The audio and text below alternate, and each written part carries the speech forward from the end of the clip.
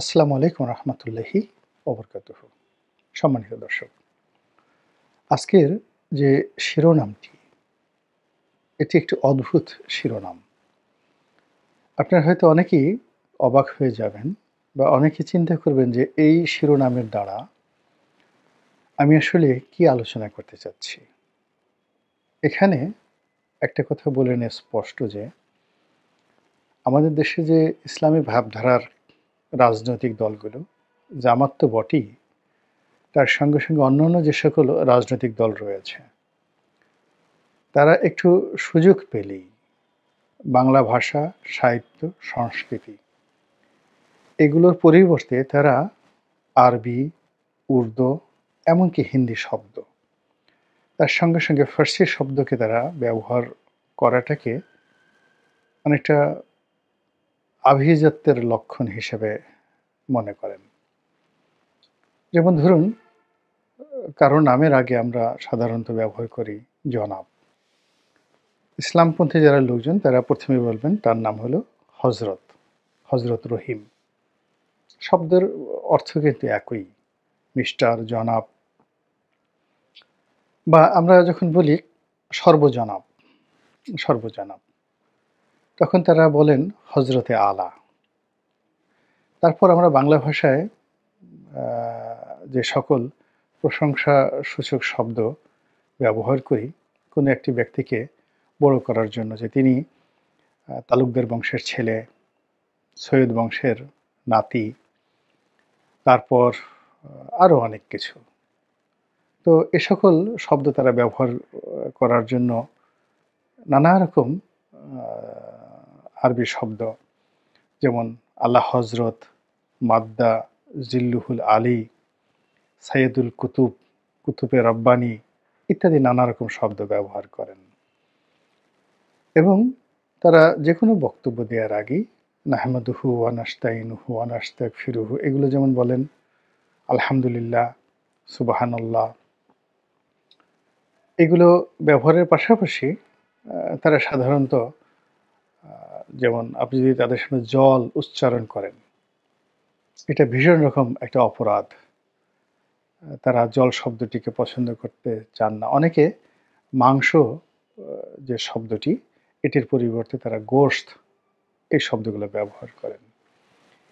এজন্য আমি এখানে যে কথাটি বলতে চাচ্ছি সেটা হলো জামাতের রাজনীতির যে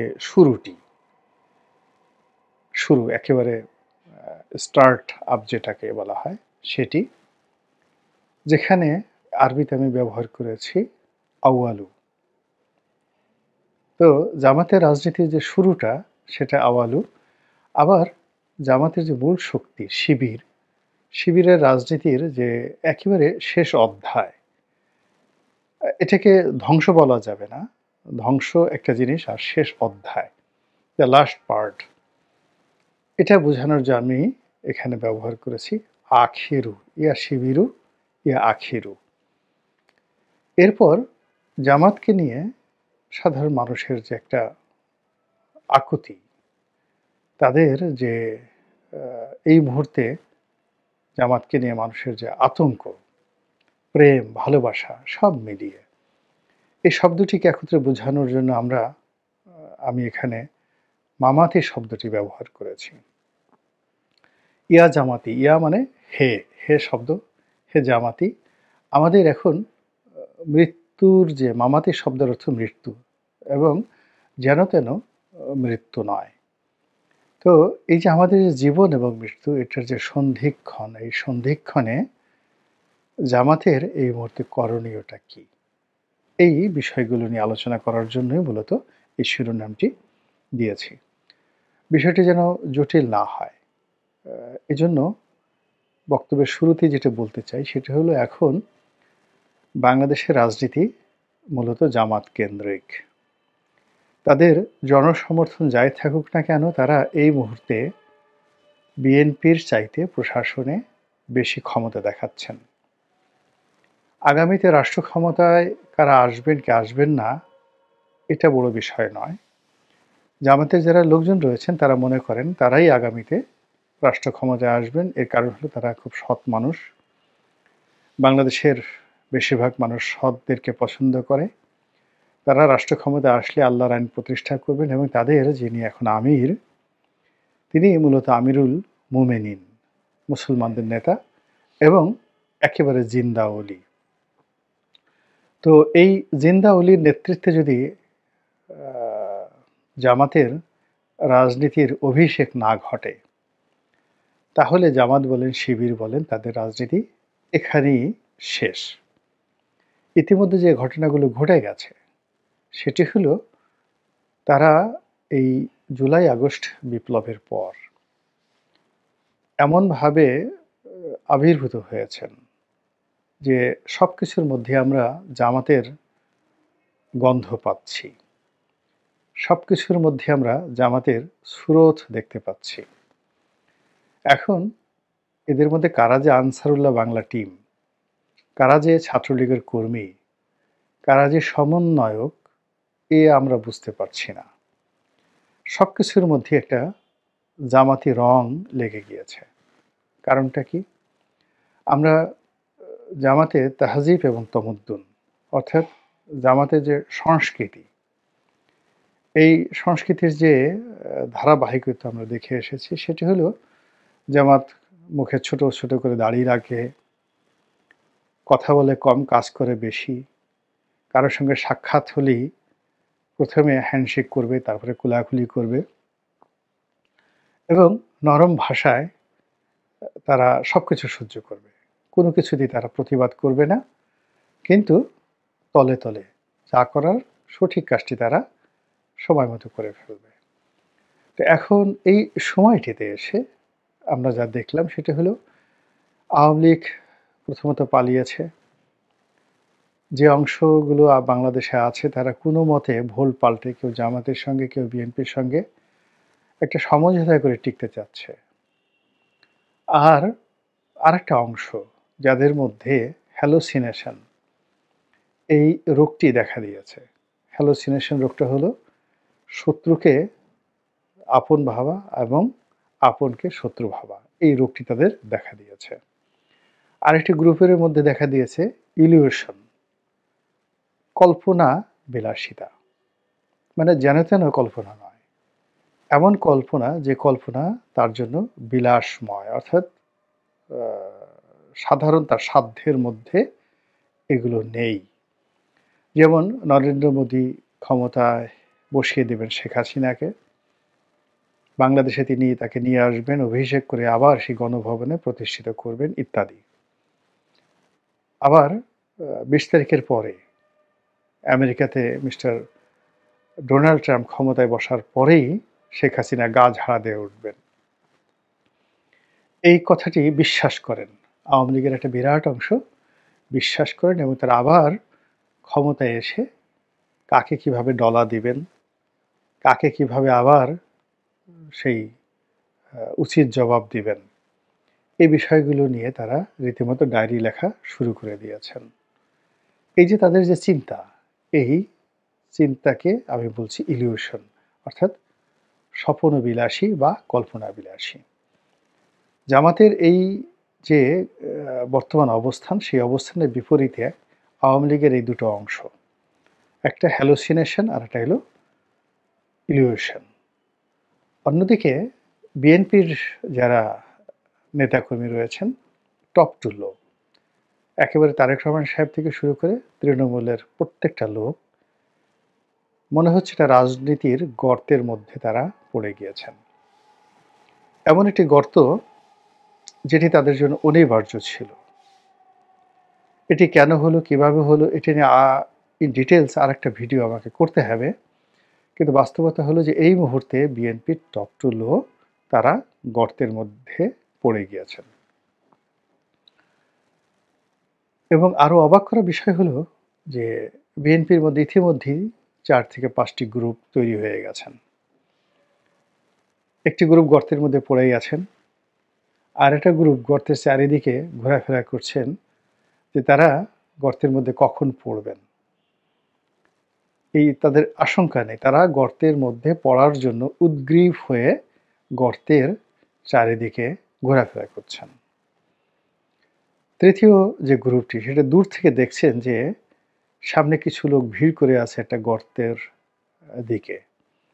গর্তকে কেন্দ্র করে ভিড় করে আছে। কাজেই ওই ভিড়ের দিকে তারা দুরন্ত পানে ছুটে আসছে।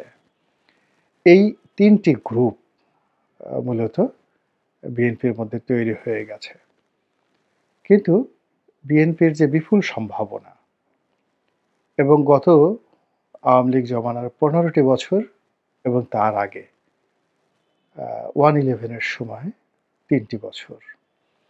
এই ৩ টি বছরে তাদের যে ত্যাগ, তাদের যে তিতিক্ষা, তাদের যে যাকে বলা হয় টিকে থাকার লড়াই এবং সংগ্রাম গত ৪ মাসে বলতে গেলে ধূলিসাৎ হয়ে গেছে।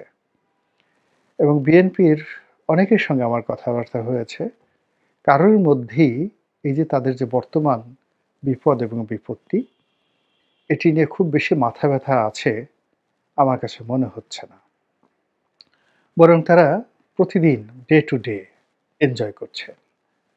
বিএনপির অনেক নেতাকর্মী যাদের সঙ্গে সুসম্পর্ক ছিল, এখনো হয়তো আছে এবং গত সেই ২০১৪ থেকে আজ অবধি, এমনকি আমি যখন এমপি ছিলাম তখন থেকেও বিএনপির বিশাল শ্রেণীর নেতাকর্মী নিয়মিত যোগাযোগ রক্ষা করতেন। তারা আসতেন, সুখ-দুঃখের কথা বলতেন এবং কখনো, কখনো তারা এত বেশি আসতেন, তারা নিজেরাই বলতেন যে, "আমরা বোধহয় আপনাকে বেশি বিরক্ত করছি।" গত ৪ মাসে তারা এতটা ব্যস্ত হয়ে পড়েছেন, নিজেদের কাজ, কর্ম, ব্যবসা-বাণিজ্য এবং হঠাৎ করে পরিবেশ পরিস্থিতির কারণে তারা এতটা ব্যস্ত হয়েছেন যে, সময় যে কোন দিকে যাচ্ছে, পরিবেশ এবং পরিস্থিতি যে কোথায় তাদেরকে নিয়ে যাচ্ছে, এই চিন্তা না করে যেভাবে বাতাস বইছে সেই বাতাসের সঙ্গে পাল তুলে তারা এগিয়ে যাচ্ছে সেই গর্তের দিকে। আবার এর বাইরে বিএনপি গেল, তারপরে আওয়ামী লীগ গেল, জাতীয় পার্টিকে নিয়ে আলোচনা করার দরকার নেই, শুধু এখন জামাত নিয়ে আলোচনা করি।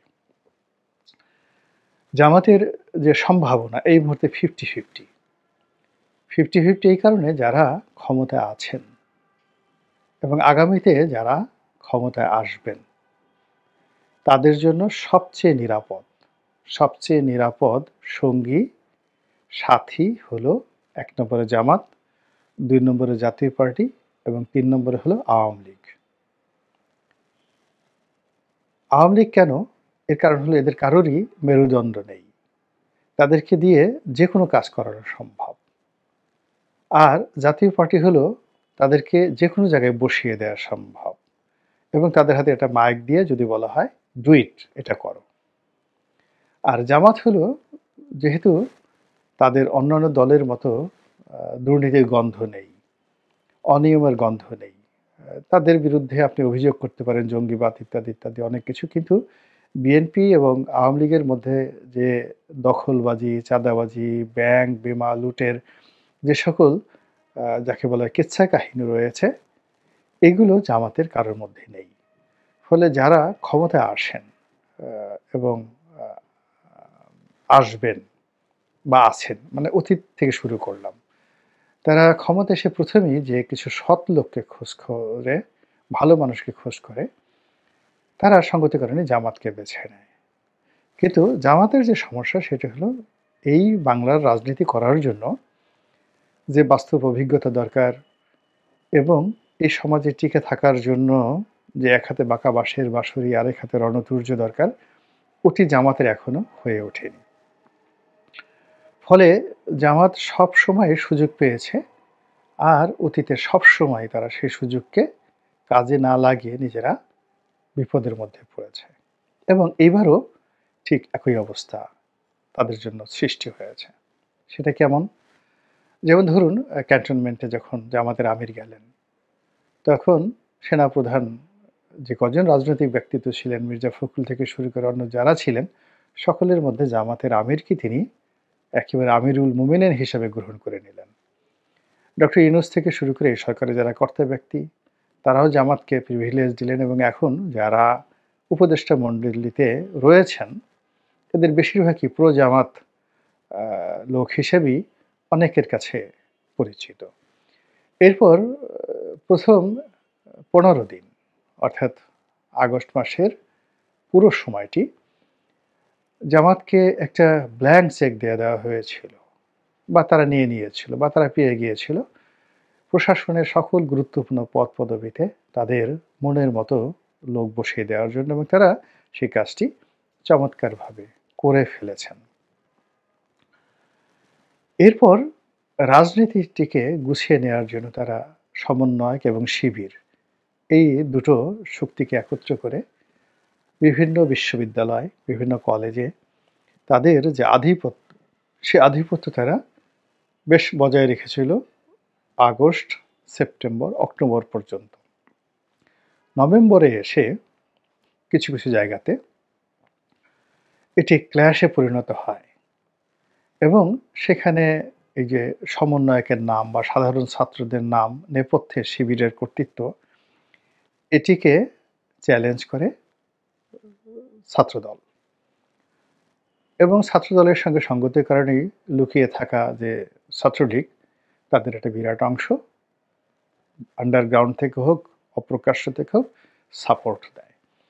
ফলে শিবিরের যে শুরুটা হয়েছিল, আউয়ালু শুরুটা হয়েছিল, সেটা এখন এই ডিসেম্বর মাসে এসে অনেকটা আখেরু পর্যায়ে চলে গেছে। অর্থাৎ শিবিরের সেই রমরমা অবস্থা এখন আর নেই। এখন তাকে টিকতে হলে ছাত্রদলের সঙ্গে কন্ট্রাডিক্ট করে, কনফ্লিক্ট করে, মারামারি করে, লড়াই করে, সংগ্রাম করে টিকতে হবে। সেটা ঢাকা কলেজ হোক, ঢাকা বিশ্ববিদ্যালয় হোক কিংবা সিটি কলেজ হোক কিংবা চট্টগ্রামের যেকোনো এলাকাতে হোক। তারা সেই আগস্ট এবং সেপ্টেম্বর, অক্টোবর মাসে যেভাবে সুযোগ পেয়েছিল, ওই সুযোগটা এখন তাদের নেই। কাজেই জামাতের যে শুরুটা এবং তাদের যে দক্ষিণ হস্ত শিবির, সেই শিবিরের এখন রাজনীতির যে ক্রান্তিকাল, সেই ক্রান্তিকালটা এখন এই অবস্থাতে এসে পৌঁছে গেছে। তো এই অবস্থায় যখন পৌঁছে গেছে, তখন সঙ্গত কারণে জামাতের যারা লোকজন যাদের প্রতি জামাত নির্ভর করেছিল, আবার জামাতের প্রতি যারা নির্ভর করেছিল, এই যে সাধারণ আমজনতা এবং তারা অনেকটা মেনে নিয়েছিল যে ঠিক আছে, চলুক না এইভাবে। তো সেই আমজনতা তাদের জীবনের একটা ত্রাহি ভাব চলে এসেছে।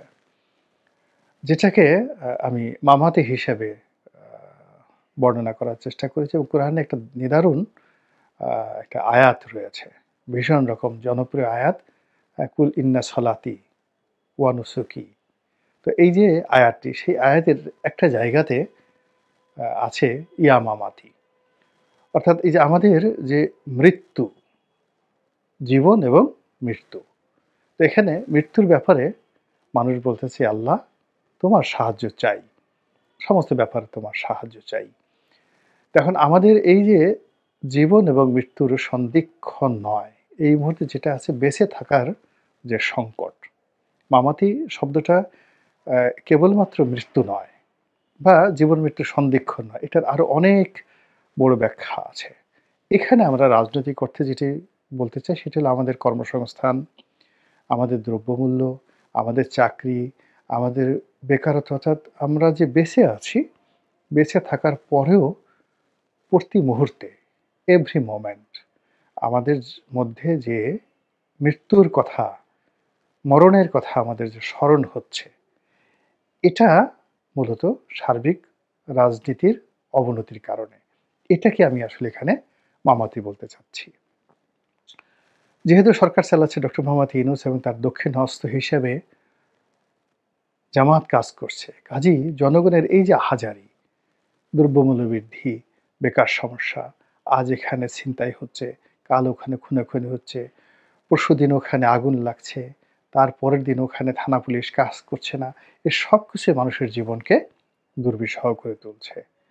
তো এই দুর্বিষহ জীবনের এই মামাতির যে ভয়, আতঙ্ক, এর থেকে রক্ষা করার জন্য এই দলটি, জামাত এবং শিবির, তারা কী কী কর্মপরিকল্পনা গ্রহণ করেছে, আজ পর্যন্ত আমি তার কোনো নজির দেখছি না। তারা কর্মী সম্মেলন, ওয়াজ মাহফিল, তসবিহ তাহলিল এবং অন্য যে সকল কর্মকাণ্ড করে যাচ্ছেন, সেটি তাদের সংগঠন হিসেবে কতটুকু তাদেরকে গুরুত্ব দেবে আমি বলতে পারবো না। কিন্তু দেশ এবং জাতির গঠনে মানুষের মনে আস্থা ফিরিয়ে আনার ক্ষেত্রে এবং দল হিসেবে জামায়াতে ইসলামী যেটা রাজনৈতিক দল, সার্বজনীন রাজনৈতিক দল, এমন কোনো নজির আমি দেখছি না তাদের কর্মের মাধ্যমে ফুটে উঠেছে। মহান আল্লাহ আমাদের সবাইকে হেদায়েত দান করুন এবং হেফাজত করুন। আসসালামু আলাইকুম ওয়া রাহমাতুল্লাহি ওয়া বারাকাতুহু।